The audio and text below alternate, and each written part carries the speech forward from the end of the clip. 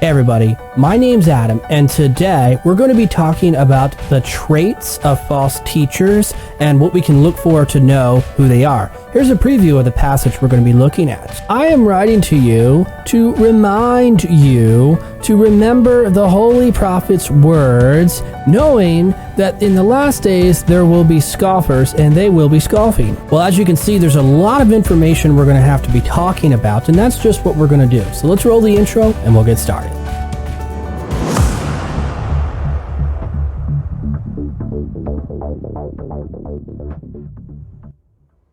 Well, hello and welcome back to the channel. It's nice to see you. And if you're new here, I want to tell you about what we do here. First of all, this is a Bible study channel. We take the Bible seriously and we seriously study the Bible. So if you are looking for an online Bible study that's absolutely free, you just found it and you click subscribe. Actually, you can click up here now because we unlocked a new feature on the channel. Also, we're spending the entire summer of 2020, that's June to August, it's 90 days. We're talking about eschatology. Now, eschatology is the study of end times, the study of last things. So we're talking about the rapture, the second coming of Christ, the end of the world, and all that other cool stuff. And today, we're going to be talking about false teachers and traits of false teachers. In other words, what we can look for. How can we identify false teachers? So we're going to be talking a lot about their theology.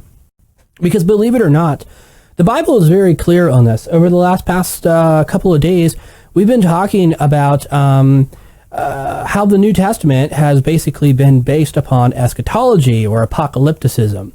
And the whole New Testament is basically saying, look, it's all about the end of the world. That's why Jesus came. That's why we have the Holy Spirit. So basically all of theology, systematic theology, is kind of based on eschatology, which is pretty interesting stuff. And that's what I'm trying to show people throughout the summer here, is that all 27 books in the New Testament have something to say at some level about the end times, about eschatology, the end of the world. And so today we're talking about 2 Timothy. And to give you a little backstory of what's happening here, there are two views. The first view is the traditional view, which is basically that the Apostle Peter, the apostle that palled around with Jesus when he was alive, they say that he wrote this epistle, okay? That's their view. That's one group of people. Then there's another group of people, a group of scholars who say, no, he probably didn't write this, and it was probably written around the beginning of the 2nd century, somewhere in that time frame. Now, this is a very interesting debate. I highly encourage you to go look it up, because when you go to Google, you're not going to find the scholarly information that's opposing this traditional view until, of course, you know about it. So that's why I'm telling you about it. We'll talk more about that in a couple of seconds. But for now, let's go look at this passage again and see what it has to say. Dear friends, this is already the second letter that I am writing to you, in both of which I am attempting to stir up your sincere mind by a reminder to remember the words proclaimed beforehand by the holy prophets and the commandments of the Lord and Savior through his apostles. Above all, knowing this, that in the last days scoffers will come with scoffing, following according to their own desires, and saying, where is this promise of the coming? For ever since the fathers fell asleep, all things have continued just as they have been from the beginning of creation. Well, did you notice how this author, this biblical author here, is being very careful to identify false teachers in a particular time frame? So the particular time frame here is obviously the last days, or the latter times, or the end times, if you will. But he's saying that there will be false teachers in the end times, and they have a particular theology. They have particular traits about them. So we're able to look at these kinds of things, according to this biblical author, and we're able to see exactly what he's talking about.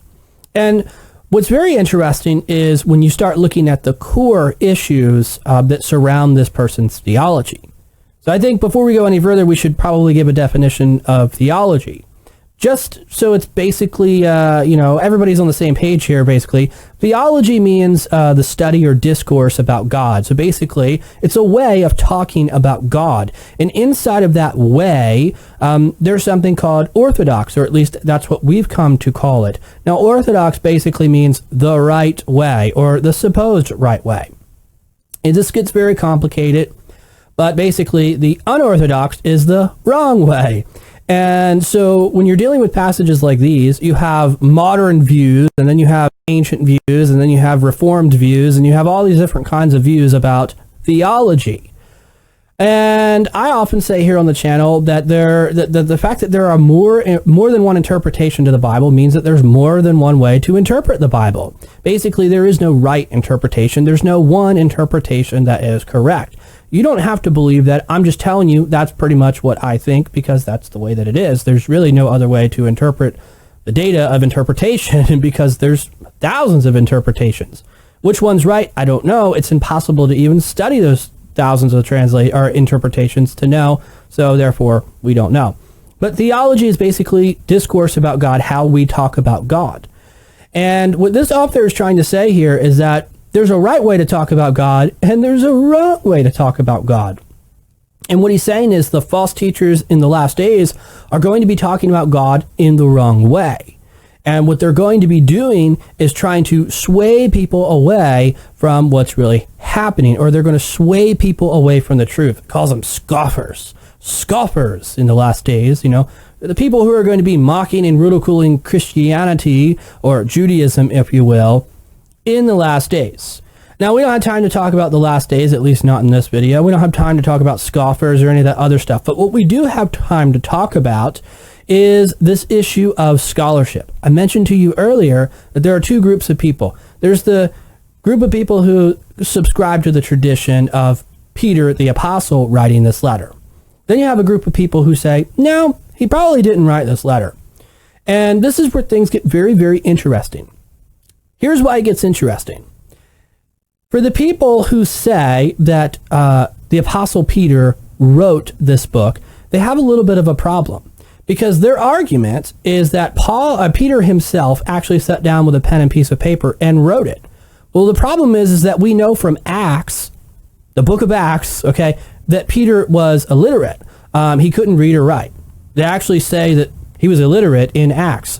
So we know he couldn't read and write. And people object and they say, well, he could have learned to read and write.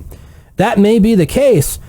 However, we have ourselves a really big problem with that theory, which of course is another tradition. So what we have here is a problem of two traditions colliding together, and this happens quite a lot.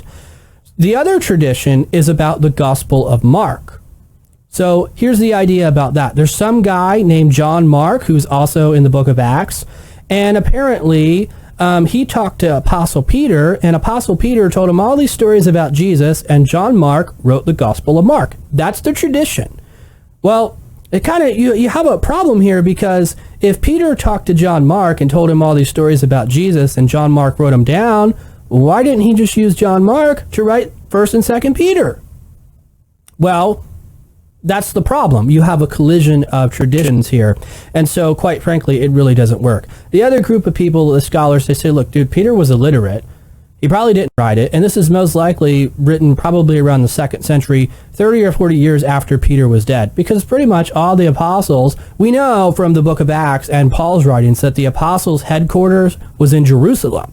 Paul's ministry was up in Asia Minor, in that area, but the 12 apostles were in Jerusalem, and we know that Jerusalem was destroyed in 70 AD.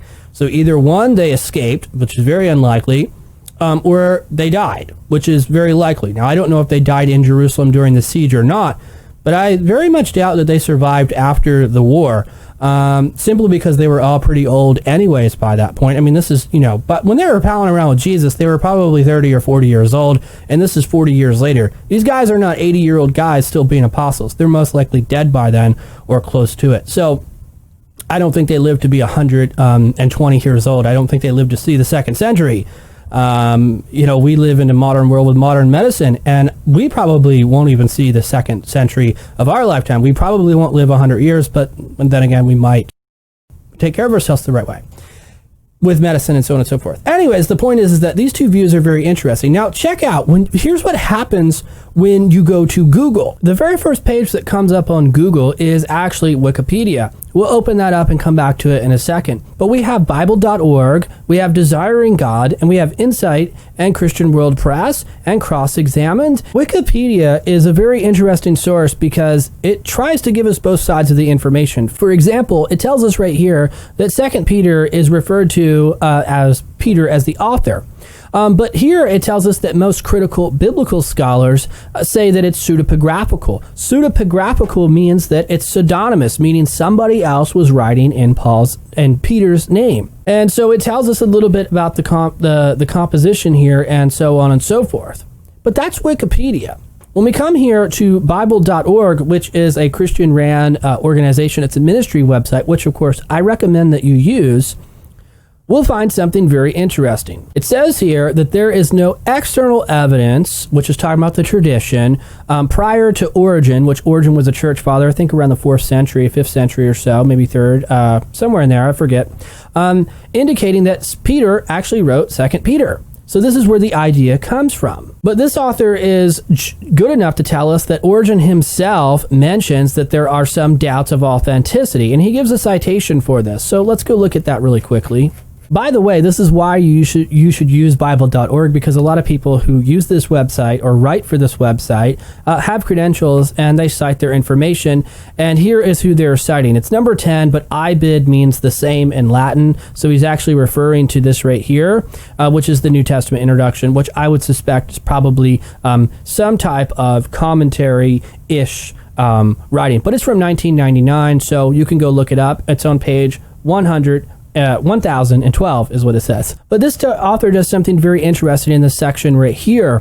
He actually goes on to tell us that 2nd century Gnosticism seems to be the backdrop. So basically, a lot of critical scholars are saying, hey, this is written probably around the 2nd century because there's a lot of Gnosticism in the letter, which to me makes perfect sense. However, this author disagrees. When we come down to his conclusion, he makes a very interesting conclusion in this article. He says, when we examine the criticisms to determine whether they were based on fact or assumptions, we basically said that they're not facts at all, and we think there's no evidence at all for this kind of idea. He literally says the external evidence is not very strong for this epistle. Basically, what this author is saying is that we're going to follow the tradition. We're not going to follow what critical scholars are saying. When we come to Desiring God, we find an article that's written by John Piper. He has a PhD, and he has a lot of stuff to say about lots of different things. He's also a reformer / Calvinist, so you can take his opinion for what you want. But this is his article on the issue of 2 Peter, and the date here is April 27th, 1982. So this is quite some time ago. Actually, it was before I was born, so you can take it for what you want. It's linked below if you'd like to go and read it. Here's another website. It's Chuck Swindoll, and basically what he says is that it's probably the Apostle Peter who wrote 2 Peter. Basically, he's following the tradition. Here's another website. It's called Christian Worldview Press, and what they do is very interesting. They're going to go with the tradition because that's what everybody does. But check out this statement in this article. It says, this article will examine the skeptical arguments of 2 Peter to see whether or not they are correct. So what we have here is an author who is basically saying skeptics is critical scholarship. Let me tell you something. Skepticism and critical biblical scholarship are not the same things. Skepticism is atheism. Critical scholarship is critical scholarship. Also, when we come to Cross-Examined, which is an apologetic website, it's also Christian, it's also a ministry, basically, they're going to deal with the same problem. And I haven't read it yet, but I would suspect they're going to follow their tradition. So let's read what they have to say. The author identifies himself as Peter, the apostle of Jesus, in the first epistle. Peter is associated as the Simon Peter. Thus, Simon Peter is a clear candidate for authorship of the two letters bearing his name. We don't need to go any further. They're going to say, hey, yeah, Peter wrote this letter. They're also going to say that critical scholars are skeptic. They'll probably watch this video and say, I'm skeptic too, but I'm not skeptic. So here's the problem with the internet, and here's the problem with the church, and here's the problem with Google. When you come across problems like these, most people, like yourselves, I'm just assuming here, you can let me know in the comments below if I'm wrong, but most people hear about a problem, they go to Google, they search it up on Google, they click the first or second website, or if there's a video, they watch the video, and that's their information. They've done their research, and that's the end-all be-all. Well, this is very deceptive because most of these websites, these Christian websites, are ministries or their churches, and they've been around since the 90s, basically, so 20 years. And they've been putting out content for all of these years. They're always going to outrank everybody. And so Google's always going to give them the top spot. So basically, they're considered to be an authority in this area. And all these people are doing, all of these ministries and all these churches, all they're doing is giving you the traditional church answer. And the reason why they're giving you the church answer is simply because they don't want to confuse you with what scholars are saying. Because scholarship changes and traditions don't. This is why you've had traditions for, 2,000 years, 4,000 years. But just because the tradition doesn't change doesn't mean that it's right. In fact, most of the traditions in Christianity are wrong. The Bible disagrees with the traditions. So it's very problematic. What I'm trying to explain to you is this. Don't be foolish to go to Google and just type in an answer and look at the first couple of websites or watch the first couple of videos and make your determination. Mostly all of the information on these Christian websites and the ministry websites and the church websites are all based on their tradition. And they're pretty much all wrong. They're wrong about the dating of the book here. They're wrong about the authorship of this book. They're wrong about everything about this book in terms of how it was written and when it was written and the actual contents of this book. So you have to be very, very, very careful in how you handle this information, which, by the way, is why I started this YouTube channel, because I wanted to expose people to other sides of the story, more information. I want to give people reliable information, or at least as best as possible, and tell people that there is more to the story, and you need to have some more patience and this stuff. But of course, not everybody has access to libraries and databases and so on and so forth, so they have no idea what they're looking for. Hence the reason why I'm trying to provide you with all of this information. Listen, if you like this video, let me know in the comments below. If you did not like the video, please tell me why. Criticism is good, all comments are welcome, and when you tell me there's something wrong with one of these videos, I can make them better, because I publish a brand new video every single day. I have some more playlists up here if you want to go and check them out. Don't forget to click the big red A, because when you do, you subscribe to the channel and you get a brand new video just like this every single day.